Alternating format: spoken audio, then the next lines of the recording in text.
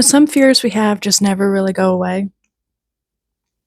And I don't know about you, but having someone, a stranger, with a sharp instrument in your mouth, and if they sneeze or if they cough, they could end you. Just like that.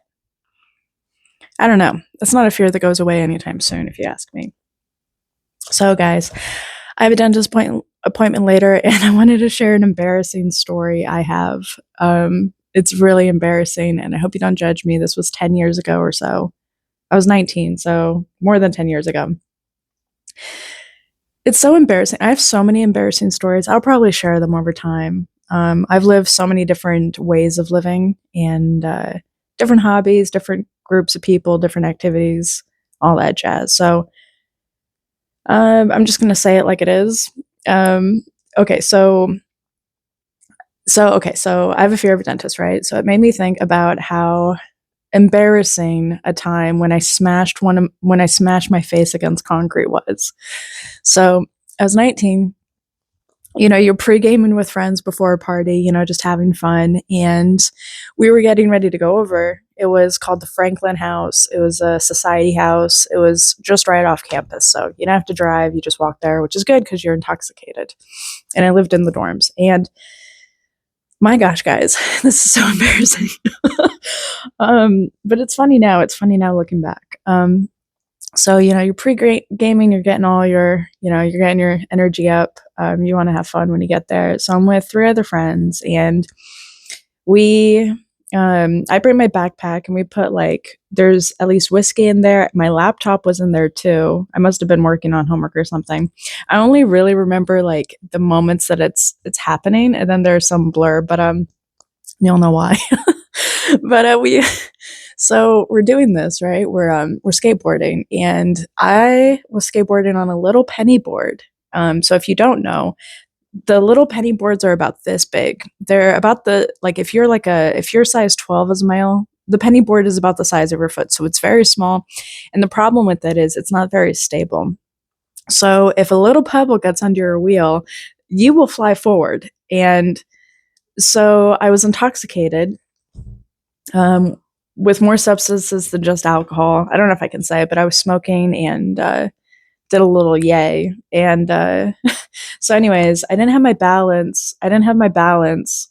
I didn't have my balance. So I hit a pebble, and oh my gosh, guys, I fall flat on my face. So bad. I fall flat on my face. I chip one tooth. I had to get a root canal on the other. I have a little baby scar right here too, and I'm just bleeding all over. This is 9, 10 p.m. I'm not going to be getting to a dentist anytime soon. So all this is happening. Because all my friends were intoxicated too, and this is what we did. This is so bad. So they were thinking we have to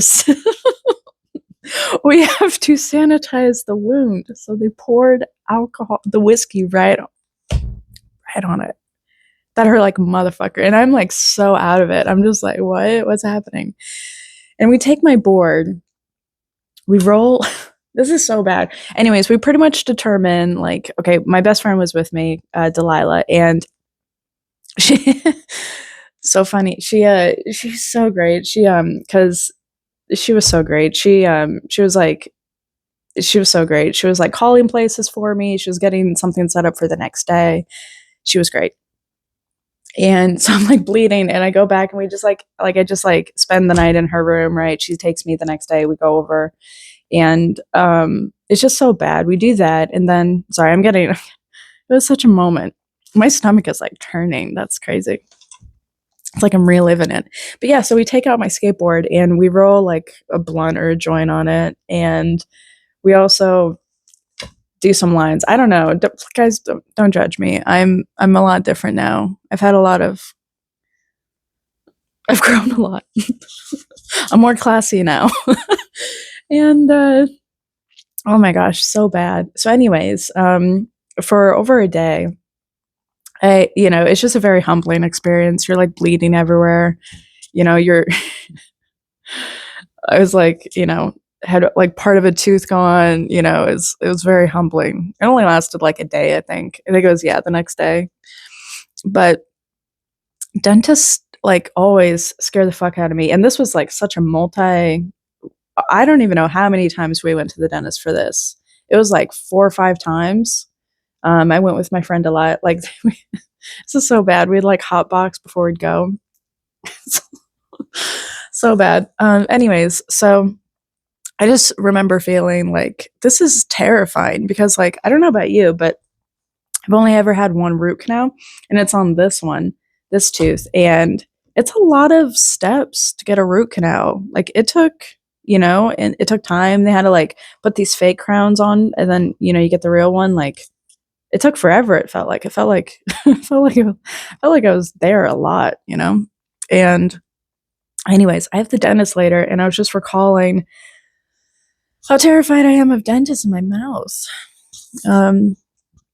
Also, root canals. I don't know. I don't know. I don't know if you guys. I don't know a whole lot about root canals, but I might get it removed because it's like you have to get your crown replaced. Like, I literally just got my crown replaced again.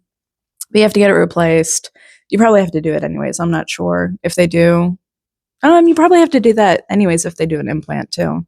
But root canal, they try to like keep the root alive, but it can cause like some complications too. So, anyways, I want to get it looked at because I think there might be some complications. So, anyways, yeah, that's my story. That's my embarrassing story for today. I have a lot more, and they're not flattering, but they're funny. They're funny to look back on. They're stories. I have enough stories, like I have enough stories that I squished into like, I don't know, 18 to 26 that I'm good on the party stuff, like I'm good.